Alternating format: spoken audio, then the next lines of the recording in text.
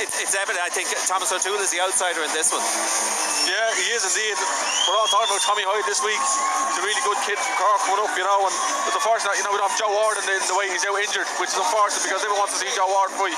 This is my old weight, and these are two really good kids. But again, they're very young, you see. They're really only pups if you ask me. So maybe Tokyo's it's probably a bit too soon for these guys. They're looking at probably after Tokyo, further on down the, I suppose 2024.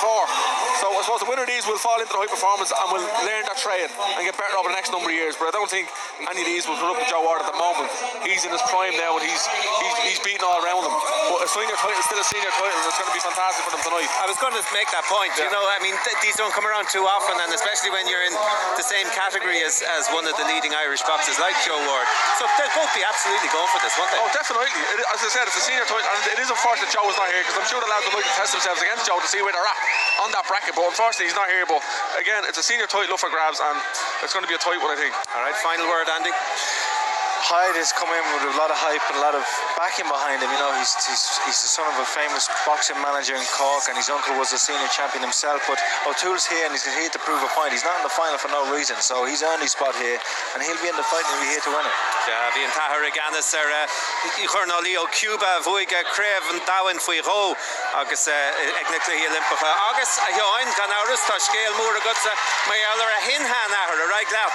63 blian san í nacht a grú a hin hanahar Críb na héir an a chríb céanna tá sé seo agus bhfuil sé fear eile as Corca cuasa béal deile beris Billy O'Mahony. Nis Tom O'Toole in seo as Little Mulán an Gaelta Chonamara agus Treasure Noi le na Celtic Eagles an Anya hosa se le club Durnalicht Arnoi Coleman Flaherty here a Gosla with a one agus inis tá sé an am out Canis Nai Tommy Hyde Liam Neana did it thought Tommy Hyde agus O'Toole Vicky Healy Little Maloney, Head Stop Elle, Carson Beach, Stevie the Sheer T the Hobahap, Ba Carson Beach, Bachan in the Dol Sheer, Nish, Tá, Hyde, a Gunsi, Golodid, Alua and Shaw, I guess to get a score on Channel Tade, score on ticket. Tommy to the Fan of Flesh, the Kishameshana, Williama, a go to Launch Hands, I guess, well. Hyde Martian on dish to Hyde. We are down to jump to the crowd now like I guess Bagani and Bagri can show bolting rid of the trouble. Spanish wants a church, the Wilshire and Nam or Rudy on a branding show what is roll at Thomas O'Toole. Martian and Fash out Mayfield. What's that old not about Roy Keane or no? Morgan to Pale. I guess I know you did chat Ashton in account and show I guess round Lord and look at you and talk and show I guess show Baited Punkin Gadisha Sunshine the third Irish here the top Woody Trumic Akab Shaw Jacobo Williamson Cal Moore from Machine Thomas O'Toole as Little Malone here in the guide of it Sail tough, like I said, on a staff and chin. And John Jess scored on Cincinnati, scored on Hyde, Brookshed Hyde, Cacador, scored on Hyde, John Eastgall, Baited Ridishin, O'Toole, get off of the staff so go now, Hall of them T1, and Numa the one, Poppy, some gate, Voutisha, I guess the more on after Baited Hyde, the Camming East good, I guess a great turn in Chinnaroda, and also O'Toole. Daar toch een soos, hij die techniek is, want ze vast tot een lodge in zo, en nog binnen goede Arnoy voor pakje. Dat is ook zo, iets maar hier en daar ik heb de story dan hij dus de gaan wakker door die hier naartoe de gaan rogen dat gaat het goed gaat het daar hier en daar ik heb. Ik ga er nog zeker second copy some gate voucher shop. I guess how you to get a hard ticket. I guess you know I guess even should I come in the man you score on Cherry no skating them Multorlesh I guess high the piano what is spoon on chin score on the Ferguson yeah shin I guess reached targeting check on the Humini high the notion push get out the Russian the flush Hamash who well to a cool sheer height it's yet some gate Voutisha not an awful lot between them, but Hyde looks a bit more accomplished. It's hard to know there. He does, you know, he seems to be carrying the fight, but I have to say O'Toole landed some fantastic shots there. The cleaner shots I thought going to O'Toole in that round. Hyde is pushing it, you know, he's carrying the pace, he's kind of dictating where they're moving in the ring, but O'Toole is a counter puncher, you know, he's waiting for him and he's landing some lovely shots. Yes, he has indeed. So, tá sé den is fáil ré iscin sin á sí sa bristí hamáis í húhel. Yeah, so féchar gan sin scoral Hyde couple Calman sin. Yeah. Bang it! Must have running, Tommy, you're not going to spend slapping. Go on, Tommy, but the minute he fucking flinches, you have to have that straight right down the middle. Here, Tommy, what?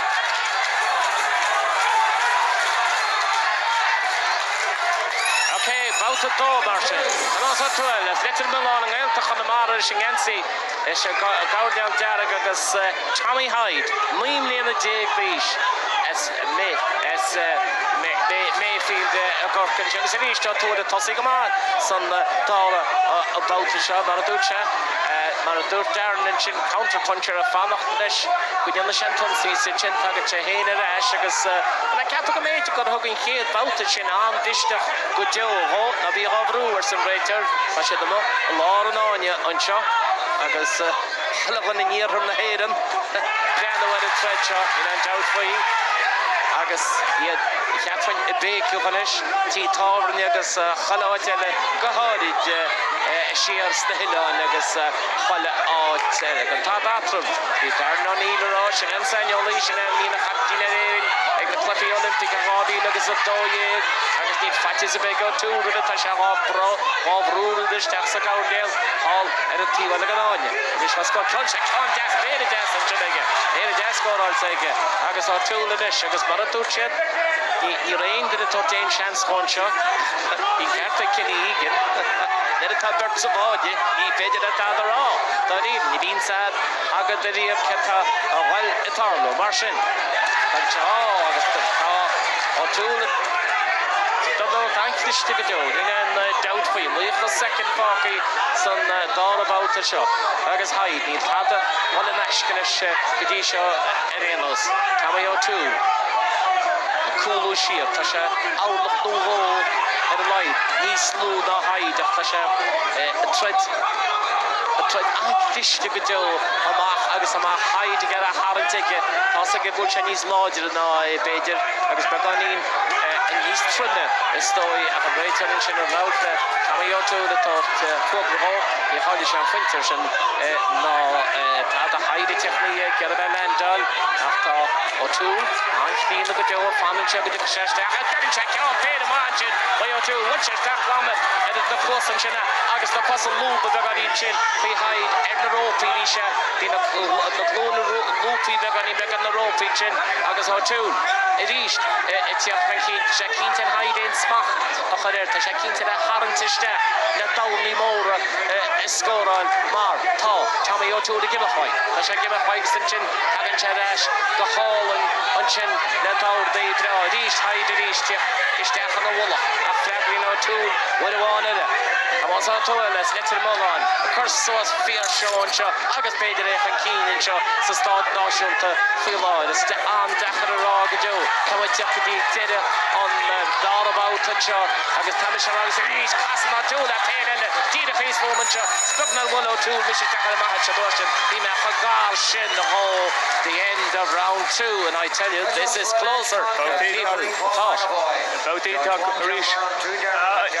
For me, that's a tool again. You know, I think he's landing some fantastic shots. I mean, some of them are on orthodox punches. They're probably not what he meant to start out with, but you know, he's landing clean shots. Hyde is struggling to find the target, and you know, for me, it's a tool's round.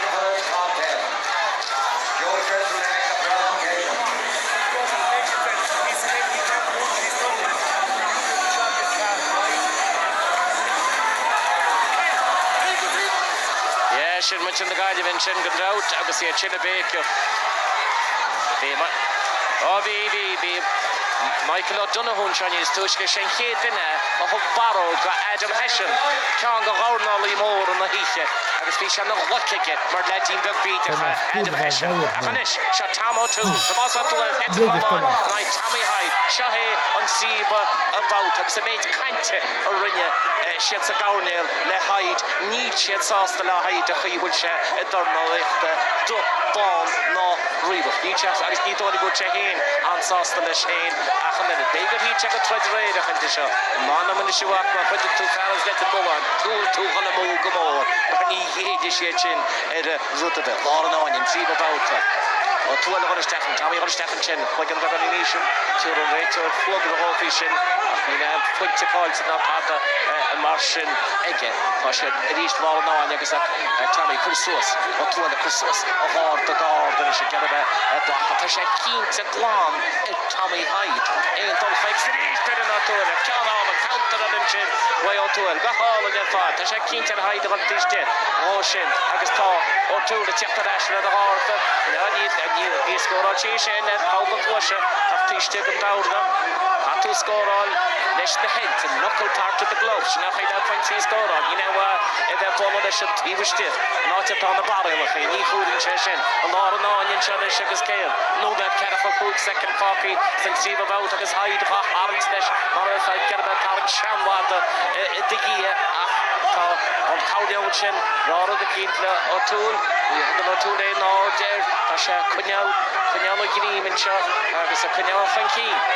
Bhfuiln tríomh ó críomh ó siar go gaile an tróna seo. Cuine go bhrú Gabriel Dawson. Ó cámá sin Haid. Sin cámá ó bhorta seo túl a nosin. Sin é cead an landar se san máta seo nó leid fúg sac déad. Bhí de cínta rálam go bhorta se ó túil an orsin a se bhar siar an réitead a rá le Hyde an chuigeann sin a chuneáil síos a sé geáil an na éidir go dtígann se go gaise tíocht nó núméid dearnach an seo ó túil a gimach Haid a fannach i gimach an na cosa an lúfar go deo ag ó túil ní an deut faoi beidir go te ní slú a Haid ach mátáí héad a firhór a bhhaid an fóbar agus tá an fearbe a bhaid neach fóbar in seo an tróna seo. Ní te mór ní slú na echtá se tá sé sútas a drenód leis an réitear a rá leis le ó túil an orsin an chuigeann a chuneáil bláin. Haid i gearach an isteach an ceann mór mílte goháin. Rug sé bála ceap go leor a haríis drón se an ceann sin drón an túil an tí a backráil sin atlan. Tá bud teocht ághar go deire 5 second fáciúil seo caiid sé tíide Tommy O'Toole taní sé ceann an na húníín sin ach bhíon Haidán a lá an áin is Haid fós an cawdeal arála se bhain isteach agus bendan. Ceapad an cawdeal go méidir a charát scóráil se ceann deasna céile ach tagan á túla le sé héin agus scóráil le sé héin. Níl táta atraban seo tá bud teocht ághar go deo go deire do troda seo. Sáil Fred áid seo sin é sin deire do troda Tomás O'Toole fíor chinnta go héin go bhfuil si grúteige agus féach Tommy Hyde. Tá sé begnach a gol sa gúine. Ceapan muintir Hyde bhfuil an treid cáilte go. Boofy come here in us. Yeah, tá sé seo spéisiúil. Ach tá Tommy Fred se anhá go deo agus mar a dúpaid Hyde very disappointed within his performance. Yeah, it was a very interesting fight, and I have to say Tomás O'Toole was fantastic from start to finish. A bit unorthodox in what he was doing and some of the punches he landed, but landed them nonetheless. Yeah, here we go. Here's the big decision. Dawson, Gabriel Dawson or no, Joe Crystal, chairman of our board of directors, to make the presentations this time. Show your appreciation for another cracking contest. Well done, boys.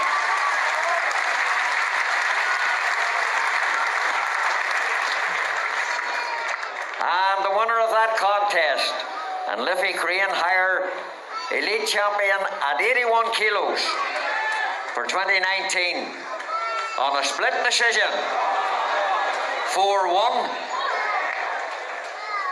O'Toole in the red corner. Yes! Show your appreciation for Tommy So, Hyde. beide nach Ravinia tar chance to ag te sachen gemortisch ach ni raf Tommaso Tuchel geiste lohe son agus an grand agus an corn agus an tedal na shoot the shot and sheer go Connemara Tranona in yo. Andy Lee, what's your reading on that? I think it was the right man who got the decision. A tough loss for Tommy Hyde to take, but he'll have to learn from this. His style is to be poised and to counterpunch, but sometimes you have to take the initiative and lead off and entice your man to punch you. O'Toole has an awkward style, and he'd probably give anybody a hard fight because he's moving and he throws punches from unorthodox angles, and they're hard to predict, especially for someone like Tommy Hyde who's so polished and so skilled. But the right man got the decision. Kenny, final word? Yeah, fair play to Tommy O'Toole. Look, Tommy Hyde didn't do enough. He has a lovely style, nice, tall, rangy boxer, but he just wasn't busy enough. And we done stats there a long time ago when we were boxing analysis. You need to be throwing or doing something every 3 or 4 seconds. Scoring points, feinting, moving. He was doing nothing. For the first round, he done absolutely nothing. And then he was trying to claw it back then the second and third round. But fair play to O'Toole. He done the business and won the fight. But I think Tommy needs to go back to the drawing board, have a really good look at himself. He's young, he's plenty of time to learn.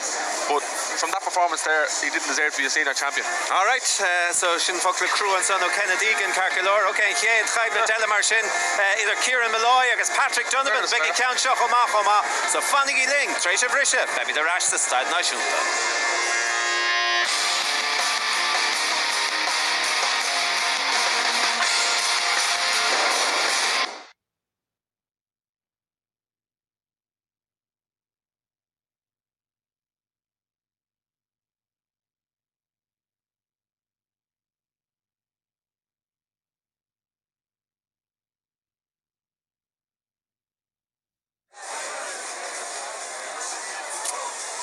So, ag 8 kilo mar sin, Tommaso Tuchel, Far Connemara, fáil bua gan chuine in ag Tommy Hyde. And maybe just elaborate a little bit on the point that you were making, Ken. Okay, Hyde didn't step up to the mark that we might have expected him to, but what about Thomas O'Toole's own performance? I think Thomas Hyde was the favourite to win that fight tonight. All eyes were on Tommy Hyde to win him and I suppose do the business, but he just didn't perform. And it is about performances. We've said it 1,000 times on the Hyde performance. When you're going out to competitions, World Championships, Europeans, Olympics, it's about the performance. But in a performance that when you can walk away you can be proud of. He's not going to be proud of that tonight. Now fair play to Tommy O'Toole. Lovely chap, I'm sure. There's a senior title for him. It's going to be a big struggle for him to compete with all the best in the world. But a senior title nonetheless is nice. But the likes of Tommy Hyde, he's young, and I'm sure he can learn his trade a bit better as he gets older. He spends time in the high performance, but at the minute, he's not busy enough. And he'll see that himself when he looks back at this fight, the analysis. He'll see himself. He wasn't throwing enough shots. I wonder, he's trained a lot and spent a lot of time in his youth with professional boxers through his dad, who manages Guillermo Rigondeaux and some other Cuban boxers and other professional boxers. So I think he might have spent a lot of time around them and learning from their coaches and learning from them also. And that's a much slowed down style of fight. It's a lot more poised, a lot more thinking and being methodical and strategically pacing your way through a fight. But in terms of the amateur boxing, it's the complete opposite. And so you might need to adapt more of an amateur style. I agree with you, Andy. It's a different sport. Professional boxing is different to amateur. You're in there for 9 minutes. That's all you have to make a statement. Get in and get out.